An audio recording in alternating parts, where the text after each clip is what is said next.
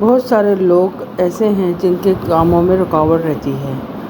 چلیں ایسا ہو کہ نرم گرم چلے تو معاملہ ہو، مگر بہت سے لوگوں کا معاملے جو ہوتے ہیں اگر دیکھا جائے تو نارمل ہوتا ہے، مگر ان کے کام نہیں چل رہے ہوتے اور کاموں میں رکاوٹیں ہوتی ہیں.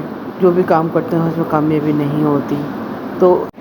تو ایسے لوگ اللہ کی طرف سے مصیبت میں گرفتار ہوتے ہیں، چاہے وہ کسی قسم کی ریمیڈی ٹوٹکا کچھ بھی کر لیں، کوئی عمل یاد کچھ بھی کر لیں، مگر ان کے کوئی کام نہیں بنتے. اور نمبر 2، ایسے لوگ جن کی نیتوں میں فتور ہو. نیتوں کے کھیل ہوتے ہیں. حضرت مولا علی نے فرمایا ہے کہ بعض دفعہ اللہ تعالیٰ اس کو اس کے نصیب سے زیادہ اس کی نیت کا پھل ملتا ہے.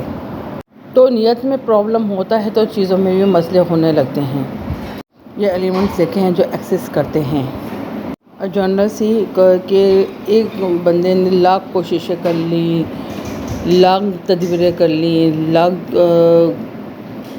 جگاڑ لگا لیا، مگر اس کا کام ہے کہ بندے کا نام ہی نہیں لے رہا. جس کام میں ہاتھ ڈالتا ہے اس میں کامیابی نہیں ہوتی. آپ ایک کام کریں، کوئی بھی کر سکتا ہے، سب کو اجازت ہے اس کام کی.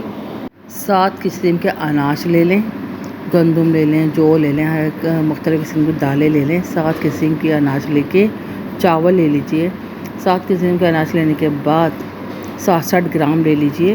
پھر اس کو مکس کر لیں. مکس کرنے کے بعد اگر 3 مرتبہ درود شریف پڑھیں، 101 مرتبہ سورہ ناس پڑھیں، اور پھر اس کے بعد 3 مرتبہ درود شریف پڑھیں.